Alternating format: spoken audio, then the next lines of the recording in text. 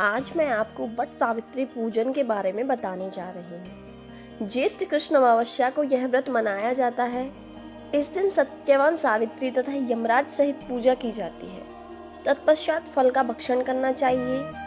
यह व्रत रहने वाली स्त्रियों का सुहाग अचल होता है। सावित्री ने इसी व्रत के प्रभाव से अपने मृतक पति सत्यवान को धर्मराज से भी जीत लिया था। सुवर्ण या मिट्टी से सावित्री, सत्यवान तथा भैंसे पर सवार यमराज की प्रतिमा बनाकर धूप, चंदन, दीपक, फल, रोली, केसर से पूजन करना चाहिए तथा सावित्री सत्यवान की कथा सुननी चाहिए। तो आगे मैं इस कथा को सुनाती हूँ आपको। मद्र देश के राजा अश्वपति के पुत्री रूप में सर्वगुण संपन्न सावित्री का जन्म हुआ। राजकन्या ने द्युमत्सेन के पुत्र सत्यवान की कीर्ति सुनकर उन्हें पति रूप में वरण कर लिया। इधर यह बात जब ऋषिराज नारद को ज्ञात हुई तो वे अश्वपति से जाकर कहने लगे, आपकी कन्या ने वर खोजने में निसंदेह भारी भूल की है। सत्यवान गुणवान तथा धर्मात्मा भी है, परंतु वह अल्पायु है और 1 वर्ष के बाद ही उसकी मृत्यु हो जाएगी। नारद की यह बात सुनते ही राजा अश्वपति का चेहरा विवर्ण हो गया। वृथा न होई देव ऋषिवाणी, ऐसा विचार करके उन्होंने अपने पुत्री को समझाया कि ऐसे अल्पायु व्यक्ति के साथ विवाह करना उचित नहीं है, इसलिए कोई अन्य वर चुन लो। इस पर सावित्री बोली, पिताजी, आर्य कन्याएं अपना पति 1 बार ही वरण करती हैं। राजा 1 बार आज्ञा देता है, पंडित 1 ही बार प्रतिज्ञा करते हैं तथा कन्यादान भी 1 ही बार किया जाता है।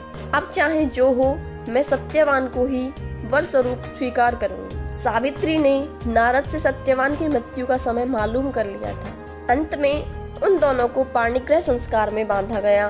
वह ससुराल पहुंचते ही सास ससुर की सेवा में रात दिन रहने लगी। समय बदला, ससुर का बल क्षीण होता देख शत्रुओं ने राज्य छीन लिया। नारद का वचन सावित्री को दिन प्रतिदिन अधीर करता रहा।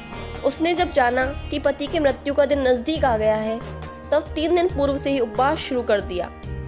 नारद द्वारा कथित निश्चित तिथि पर पितरों का पूजन किया।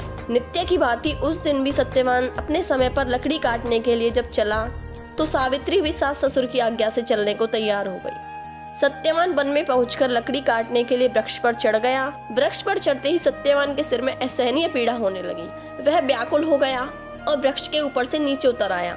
सावित्री अपना भविष्य समझ गई तथा अपने जंघे पर सत्यवान को लेटा लिया। उसी समय दक्षिण दिशा से अत्यंत प्रभावशाली महिषारूढ़ यमराज को आते देखा। धर्मराज सत्यवान के जीप को जब लेकर चल दिए तो सावित्री उनके पीछे चल दी। पहले तो यमराज ने उसे देवीय विधान सुनाया, परंतु उसकी निष्ठा देखकर वर मांगने को कहा। सावित्री बोली, मेरे सास ससुर वनवासी तथा अंधे हैं, उन्हें आप दिव्य ज्योति प्रदान करें।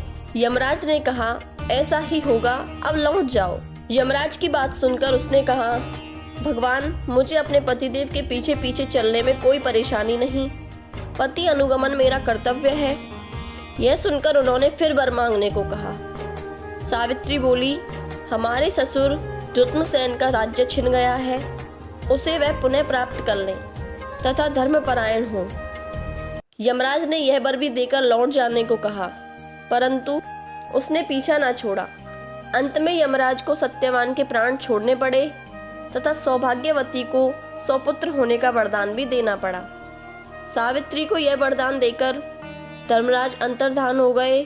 इस प्रकार सावित्री उस बट वृक्ष के नीचे आई जहाँ पति का मृत शरीर पड़ा था। ईश्वर की अनुकंपा से उनमें जीवन संचार हुआ तथा सत्यवान उठकर बैठ गए। दोनों हर्ष से प्रेमालिंगन करके राजधानी की ओर गए तथा माता पिता को भी दिव्य ज्योति वाला पाया। इस प्रकार सावित्री सत्यवान चिरकाल तक राज्य सुख भोगने के बाद अंत में स्वर्गलोक को गए। यह व्रत सुहागिन स्त्रियों को करना चाहिए।